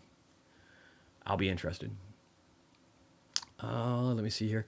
Michael Hagen, or Michael Hagen, I'm not sure. Yes, please don't become the clickbait guy. You don't need it. Stay real. I will stay real. If I'm clickbaity, it'll be like a question mark. That's as bad as I'm going to get, I promise, guys. C-list, it wasn't too clickbaity. Thank you. Tom Nash has been going too far with his titles. Yeah, a lot of people have, man. Me Kevin went that route too. I like Me Kevin when he was just like a real dude. That's why I did a rant about him a while ago. I don't feel like he's being real to himself anymore. And if you're not being real to yourself, how do you be real to viewers? So I don't know. I don't like that shit. If I as clickbaity as I'll get, it'll be a question mark where I maybe am saying a counter argument, but then when you pull it up right away, I give you the reality. I won't make you wait 20, 30 minutes for it. I promise. Not that guy. William Dumont. They will do their very first trade in the coming days and are launching with LNG, nickel. Oh, carbon future contract. Well, dude, keep an eye on it in that case. That's helpful. That's additional information. So they're actually going live. That's interesting. What is their market cap? So that's helpful. Let me get over here real quick. So it's a 327 million. So now I'm more interested. So do me a favor, man. Keep an eye on them. Just see how they did. Let me know. And let me know what you see in regard to news articles. And then just like post again tomorrow if you start to see some good stuff. Let me know. And then we can take a look. God, I got to work on ums. Can you automatically with AI remove ums where it just looks like my mouth is moving, but it doesn't do it? Asking for a friend. The exchange is built 2 tech generation ahead of things like the CME. I know the son of the guy who built the CME, and he's brilliant. So I'd be interested to see CME, NASDAQ, and even CBOE. They are using blockchain when others are transitioning to... See, that's interesting, but they could also be gimmicky, which I worry about. But I'd love to see what volumes look like and how quickly they move and if they turn into something real. Because you might be onto something, but I don't want to be too early to stuff. I'd rather be a little late and know that I've got something good. I don't want to get into something when earnings are non-existent. And again, blockchain, like, oh, it's just such a clickbaity fucking thing. All right. Petro, yes. Okay, you guys are just responding to me. William Dumont, massive moat in the regulatory approval, but their balance sheet doesn't yet give value to any of their assets. Okay. Sealess, so I'd value more peaceful conflict, but I'm not realistic about power and violence. I'm unrealistic about power and violence.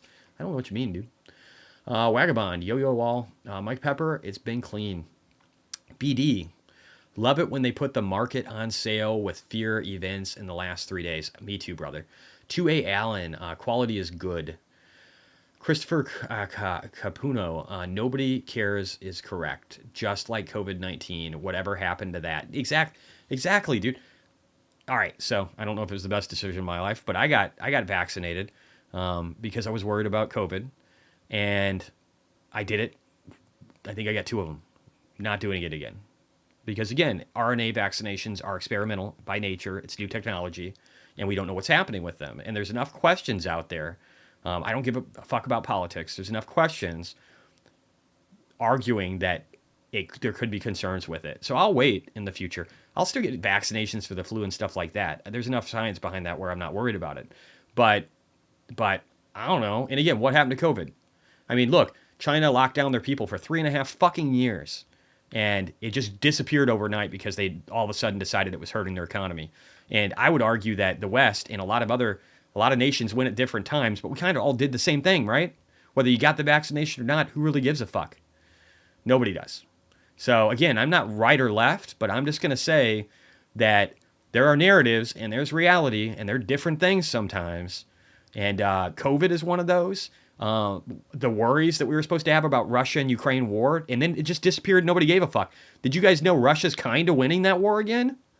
They're kind of winning that war again. It's a war of attrition. We're not providing as much funding, and so they're making a lot of gains because they don't give a shit if they grind out people. They'll do it. So, but nobody cares anymore. Everybody's on Israel and the Middle East, but they were for like a couple of days, and now nobody gives a fuck about that either. So you're right. It's funny. Narratives are weird. I love, if there's anything I can teach you guys, it will be understanding that there are narratives and then trying to use common sense to find the truth. Not your fucking politics, but common sense. And when you find that truth and you work hard to find the truth and you work hard to determine when narratives are bullshit, you will make a lot more money. And understanding how long narratives last. Very important. Disease Kodak. Do you own BTC, Jesse, or just MicroStrategy miners? I already answered that. Mike Pepper makes the USD stronger, though. I'm not sure what. That was probably something in our conversation. Silas, in 5 years' time, dudes will be like, hello, wanna be by date night? I got 7 Bitcoin. Yeah, there probably will be some of that, some flexing. Like, dude, I'm a Bitcoin holder. Let's go on a date, babe. Tesla video is great. Thank you, BD. I'm glad you liked it, man. Tyler H, playing on 1.5x to catch up. Dude, I don't know if anybody could do me at 2x because I already talk so fast. So 1.5 is probably pushing it. But if you could do it, awesome. Thanks for all your content today. You're welcome. I already talked about that one. Nick, I know it's probably a pipe dream, but damn, I hope they can find a way to offer an upgrade to the AMD chips so I can get that up. Or the Intel chip, I mean. I would pay to upgrade. Oh, I see. To upgrade from Intel to AMD. Dude, I don't think you'll have to. Maybe. They might do that. That's probably a more costly thing. I think if they're able to, what they'll do is try and port it to Intel. But if the Intels don't work, I'm sure when they get capacity, they'll offer some kind of upgrade path or just like some trade-in thing because eventually you'll get tired of your car anyway. And then you can just get all the bells and whistles in a new one. I'm not sure. Whatever's cost prohibitive and they can do to, keep their customers happy. But before 2021 is pretty old. And like if we were talking about phones, it'd be time to get an upgrade. It's 3.5 years almost on the cars. So maybe, eventually it's just upgrade time. And that might be the way they're looking at it. That's probably, and I'm sure my car is going to be the same way. My Model Y, there's going to be stuff coming out that I won't get. And they might not have an upgrade path because why do that? Why not get people into newer cars? Why not use that as a selling point? I think it probably is a pipe dream, dude. I'm sorry. I'd like to be sportive, Nick, but I think it is a pipe dream, and I think it's going to happen with my car, and it's going to keep happening with these cars. They're going to be like cell phone upgrade cycles. You're going to sell your Tesla off to somebody else because you want the cool new things. It's possible. But honestly, a lot of their cars are getting so fucking good that maybe there'll be less cool new things. The tech's just getting so fast. Who knows, though? Ethy, please, from Silas. I already did that. Pietro. They need to add the honk sound changes in the Tesla app. That would be cool. I agree, dude. I still use my crazy ass honk sounds. I used to use those driving down the road all the time. I don't even know if they allow it anymore, but I do like La Cucaracha and shit. Driving downtown in my city, you're like on the strip and everybody's sitting out having drinks. So much fun to do that. And then everybody's like, fucking Tesla people. I love it though. A weather app would be cool too. Yes, it would. Tesla train horn would be epic. No shit, dude. Just have people. I would definitely use that downtown here, especially with my Cybertruck. Same Jesse BD. What the fuck is up with Meet Kevin Doom videos lately? That's the path he went down. I find that sometimes it's really easy to get negatives because really smart people can get negative over time. And you hear all these negative inputs all the time. And they build up in your head. And then you start to worry and get concerned. And then you're like, I have all this money, especially when you amass a fortune. I mean, Kevin, I think, had $50 million, maybe more. He had a lot of money, right? Maybe not as much anymore. And he bought a jet. Probably not smart. But when you amass a lot, you probably become more conservative, right? Like, I'm a little more conservative than I used to be. I'm still pretty fucking crazy, but I'm a little more conservative than I used to be. I used to be really, out there, willing to take risk. But now, when you get to 3.3 million, you start to get a little more conservative. I imagine when I get to 10 or 20, I'm going to get more conservative. But when you do that, you can let fear override. It's more about preservation of wealth, and it's less about making wealth. So he's in a different mindset than you guys are. I think that's something you need to keep in mind.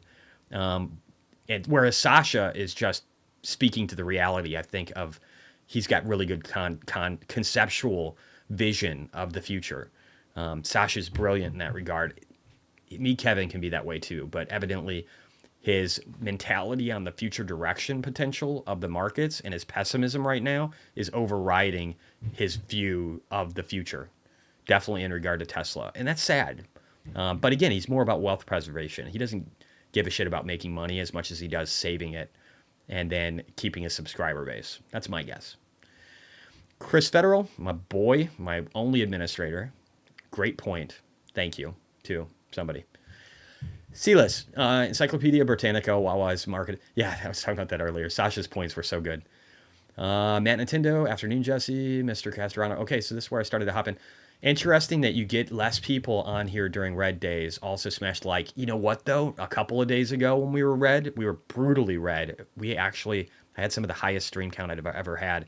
So it all depends. I think when it's ongoing, it gets so painful that people just can't do it anymore. And they check out. I think that's a lot of it. And I can't blame them, man. Like sometimes you got to check out, guys. If checking out allows you to make better decisions than staying around, then check the fuck out. Just leave. If going out on a walk, if spending a time on your family, if it can make the pain go away and you're looking at the technicals and we're oversold, but it just keeps going and you're getting worried and you're stressing yourself out, take some time away. You don't need to watch all my fucking videos. But I will say this, I'm more of an optimist, so it might actually behoove you to watch my videos because I still try and find the good in everything. Ouchie, Palantir. Oh, that was my comments from earlier. SoFi and PayPal, I own calls. Appreciate you, Jesse. Sealess. Palantir is such a mature, competent company with moderate market cap and AI. Long term, the charts don't matter much. I agree. They're going to do good. They could go to under sub 20, get in the 18, 19s, but it's a great company, and people should buy if it does. UIC, love the Tesla, MSTR, BTC, NFA commentary. Thanks, Jesse. Sealess, I mean, for me, the charts matter less than for some. Cool, man. Yeah, if you're a DCA'er, fuck that. If you got lots of money, you can keep adding. Great. Pietro, do you think PayPal will do well around earnings? I do. That's my take. I could be wrong. I thought they would do well last time, but they sabotaged them. But looking back at it, I think it was the right choice. Could be wrong again. Could be wrong for another quarter. We'll see. I don't think so. RJ Cohen, thanks, man. Matt Nintendo, do you think 115 PayPal January 2025 calls would do well next earning? I think it's better than my 140s, bro. Yeah, I think it's better than my 140s. But again, try and find, again, you're talking about it doubling. You're giving it a year, but here's the problem. The theta decay will get brutal the last 9 months, or I should say the last 3 months. And if we look at January 2025 and subtract out, you're really giving yourself 6 months for it to recover. I personally feel better about January 2026 calls. That's what I've been investing in recently. I do own 140 strike January 2025s, but I've mentally told myself they can go to zero. And if they do, and the company still does good between now and 2026, I will still be up.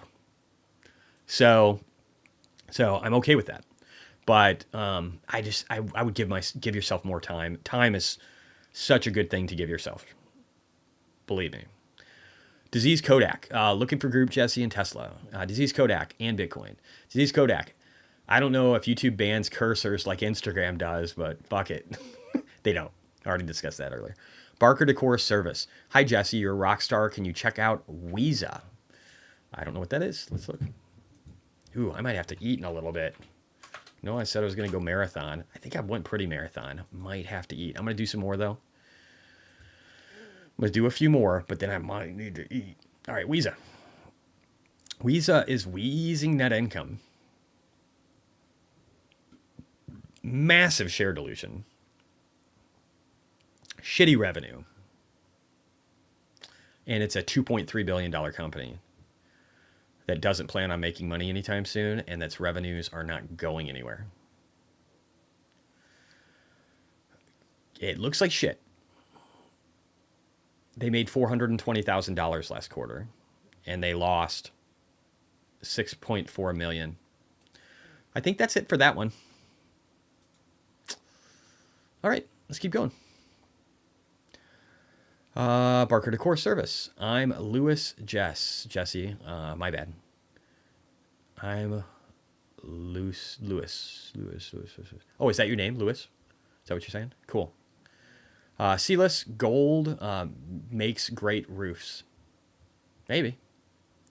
Lining for roofs. Oh, okay. Seems weird, but I'll take your word for it. Barker Decor Service. Lewis, sorry, I'm typing too fast. Dude, I used to do that all the time. I was really bad with typing. I've gotten better over time. I've made myself. But I used to post shit and it looked like I was on Ebonics. It was not a good look. Lisa Marie. Must have missed your prior explanation of Flux and looked for a video. Would you mind a summary of your bull perspective? Thank you. It's actually not mine. Rex Finance is the guy you want for Flux. So look up Rex, and he's got a video. Look up Flux and Rex. I based mine off of his because he had already done really good due diligence, and I didn't think there was any point in me recreating a video, just basically stealing his thoughts and maybe adding a couple of things to it. I don't really like doing that. I like to give credit where it's due. So Rex gave a really great breakdown, and it talked me into it. So that's probably what you missed. So just look up his video, and then you should find out more. I did want to throw out a warning, though. Do not buy a lot of it and market, because it does not have a lot of volume. So you want to buy it in small intervals, or you can move the price. I bought like 20 grand, and I shot up the price 5 to 7%. So don't do what I did. You don't want to have to buy at a higher price. You want to trickle it out. So if you do get into it, do that. Nick, if you can, please take a look at UWMC. I've been in since October of 2022. $3 a share. Cashed 50% of my position out at $7.50. Number one wholesale mortgage lender in the country. Just curious your take. Wow. So they've probably been hurting, I would guess, Nick. Right? Like they've probably been hurting. UWMC. Let me look them up. UWMC. Just being, yeah. Let's see how they were doing yearly before recently. Well, 2019 was great. Pandemic dropped.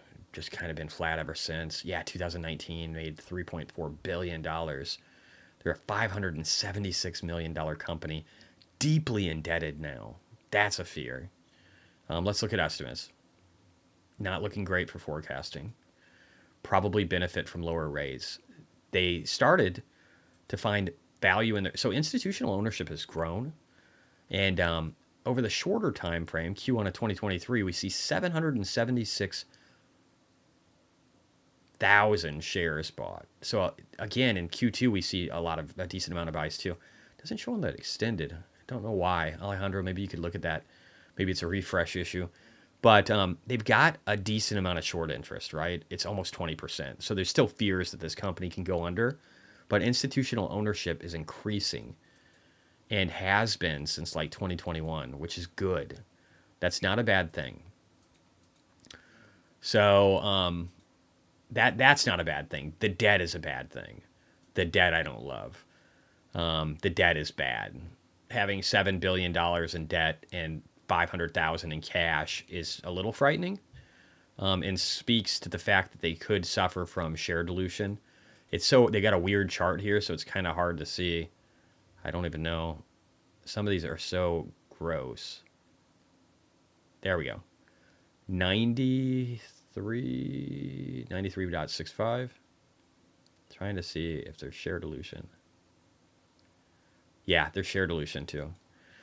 So the PE is 2, forward PE is 20, but this kind of looks like a clusterfuck. So it might be interesting if the economy starts getting better and these guys are picking up in the business. So if you see, like, if I start talking about how like rates are getting locked in lower, bring this up in that market recap, because this might be something that turns into an opportunity. Right now, it looks scary though. So we want to see them getting positive, and I think rates are going to have to be lower for that to happen. Gerber is off the deep end. Yeah, I like Gerber Kawasaki, like the Kawasaki, whatever his investment firm. He seems like an okay guy that might be all right to hang out with and have a few drinks, but he's also very opinionated, and he's just completely fucking off base with Tesla, and it may be a little too woke for me. And again, I'm left and right. I don't say that as just a curse word towards people on the left. I just think that people on the left and right get a little fucking crazy. Amit, I'm Chinese and can confirm our degeneracy. Yeah, cool, man. Amit, Chinese, cool. Those are two, like, that name and you being Chinese are not things I necessarily think of. But again, that's the thing. Our perception of the world around us and what is reality are not always the same. Brian Teeney, When the American Bitcoin ETFs were approved, Bitcoin went sideways, down for a week. Yep. But there was also a massive pump into that. Massive pump. We haven't seen that this time. So, something to think about. BD, commonly only 92 likes so far. Oh, come on, guys. We better have way more than that. All right.